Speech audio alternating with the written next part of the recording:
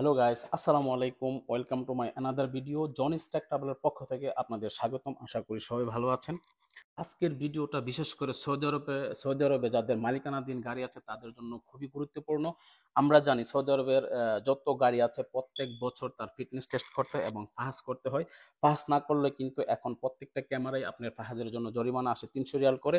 2025 সালে এসে ফাহাস কিভাবে করবেন এবং ফাহাসের আগে কিভাবে অ্যাপয়েন্টমেন্টটা নেবেন সেই বিষয় নিয়ে আজকে বিস্তারিত আলোচনা করব।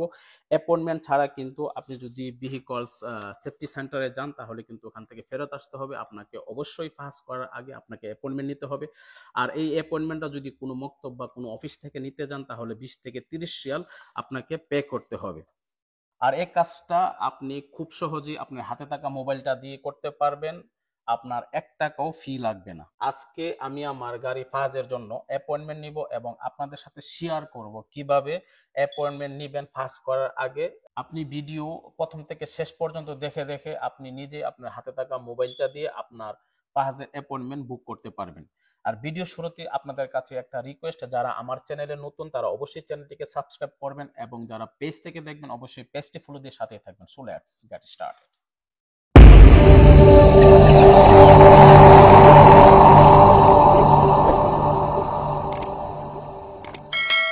অ্যাপয়েন্টমেন্ট বুক করতে গেলে আপনাদের যে কোনো একটা ব্রাউজারে যেতে হবে। আমি ক্রোম ব্রাউজারে চলে গেলাম। ক্রোম ব্রাউজার অপশনে গিয়ে লিখবো pti.sasko.gov.sa।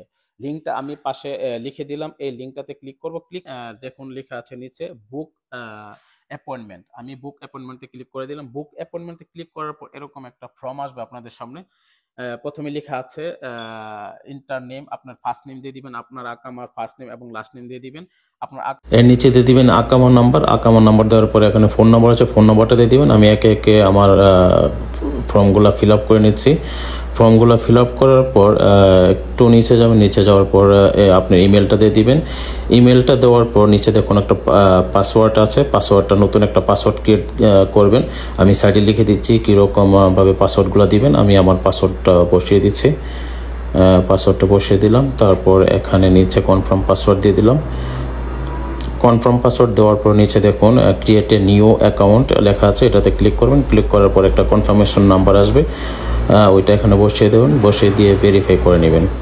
ভেরিফাই করার পর দেখুন আমার এই অ্যাকাউন্টটা কিন্তু অলরেডি হয়ে গেছে।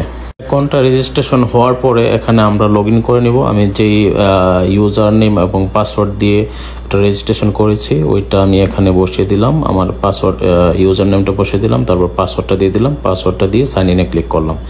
সাইন ইনে ক্লিক করার পর এরকম একটা অপশন আপনাদের সামনে শো করবে। এখানে বুক এ নিউ অ্যাপয়েন্টমেন্টে ক্লিক করো। ক্লিক করার পর দেখুন আপনাদের সামনে এরকম একটা ইন্টারফেস ওপেন হবে। যেহেতু আমি আমার গাড়িটা ফাস্ট করব না, আমি আরেকজনের গাড়িটা ফাস্ট করব, সেহেতু আমি ওর আকামার নাম্বারটা এখানে বসিয়ে দিচ্ছি। আকাম নাম্বারটা বসানোর পর নিচে দেখুন সিকোয়েন্স নাম্বার, আপনার যে গাড়ির ইস্তেমারটা আছে ওইখানে নিচে দেখবেন সিকোয়েন্স নাম্বার লেখা আছে, ওই সিকোয়েন্স নাম্বারটা এখানে বসিয়ে দিবেন। আমি আমার সিকোয়েন্স নাম্বারটা বসিয়ে দিলাম। আইডি নাম্বার এবং সিকোয়েন্স নাম্বার সঠিকভাবে দেওয়ার পর নিচে দেখুন ভেহিকলস কোয়ারি একটা অপশন আছে, ওই অপশন আমরা ক্লিক করব। ভেহিকলস কোয়ারিতে ক্লিক করার পর আপনাদের সামনে একটা ইন্টারফেস ওপেন হবে। ওপেন হওয়ার সাথে সাথে দেখুন আপনি যে সিকোয়েন্স নাম্বারটা দিয়েছেন ওই সিকোয়েন্স নাম্বার অনুযায়ী নাম্বার প্লেটের নাম্বার চলে আসছে, সিকোয়েন্স নাম্বারটা চলে আসছে এবং মডেল নাম্বারও চলে আসছে। একটু নিচে যাবেন, ফোন নাম্বার লেখা আছে, ওটা অটোমেটিক নিয়ে নিয়েছে, আমরা এখানে কিছুই দিতে হবে না। আপনি ইমেলটা বসিয়ে দিবেন, যে ইমেলটা দিয়ে রেজিস্ট্রেশন করেছিলেন ওই ইমেলটা বসিয়ে দিবেন। বসিয়ে দেওয়ার পর এখানে লেখা আছে ভেহিকল ক্লাস, এটা প্রাইভেট ভেহিকল সেটাই থাকবে। থাকার পর একটু নিচে গেলেই দেখতে পাবেন, একটু নিচেই দেখতে পাবেন যে রিজিয়ন লেখা আছে। আপনি এখানে রিয়াদ রিজিয়ন লিখে দিবেন। রিয়াদ রিজিয়ন লেখার পরে আপনি ইন্সপেকশন সাইট মানে কোথায় আপনি ওইটা গাড়িটা ফাস্ট করতে নিয়ে যাবেন, অনেকগুলোই অপশন আছে। আমি যেহেতু আমার এখান থেকে কাছে যেহেতু শিফা, আমি এখানে রিয়াদ আর শিফা সিলেক্ট করে দিব।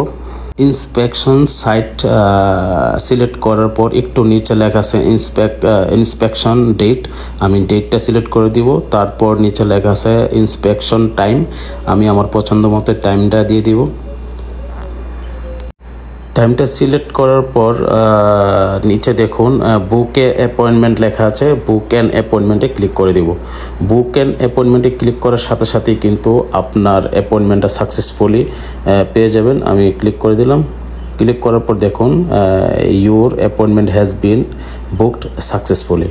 এখানে কিন্তু অ্যাপয়েন্টমেন্ট ডিটেলস সব কিছু লেখা আছে, রিজিয়ন, রিয়াদ রিজিয়ন, এবং আপনি কোন ইন্সপেকশন সাইট, আপনি কোথায় এটা পাস করাবেন। আল রিয়াদ আসিফা লেখা আছে, 26 তারিখ, এবং টাইম লেখা আছে দুইটায়। অবশ্যই আপনাকে সঠিক টাইম এবং সঠিক ডেটে যেতে হবে। আধা ঘন্টা আগে বা আধা ঘন্টা পরে যান, তাতে কোনো সমস্যা নেই, তবে 1 ঘন্টা পরে গেলে কিন্তু আপনাকে অ্যাকসেপ্ট করা হবে না। এখানে আপনি চাইলে প্রিন্টে ক্লিক করে এখানে প্রিন্ট আউট পিডিএফ করে নিতে পারেন, এবং এই পিডিএফটা অবশ্যই সাথে করে নিয়ে যাবেন, তা না হলে কিন্তু আপনাকে ভিতরে অ্যালাউ করবে না। আপনার যাওয়ার সাথে সাথে গেটে তারা চেক করবে আপনার ডেট কবে এবং টাইম কবে। যদি টাইম আর ডেট ঠিক থাকে তাহলে কিন্তু আপনাকে প্রবেশ করতে দিবে। এভাবে কিন্তু খুব সহজে আপনি হাতে থাকা মোবাইলটা দিয়েই ভিডিও দেখে দেখে অ্যাপয়েন্টমেন্ট নিতে পারেন।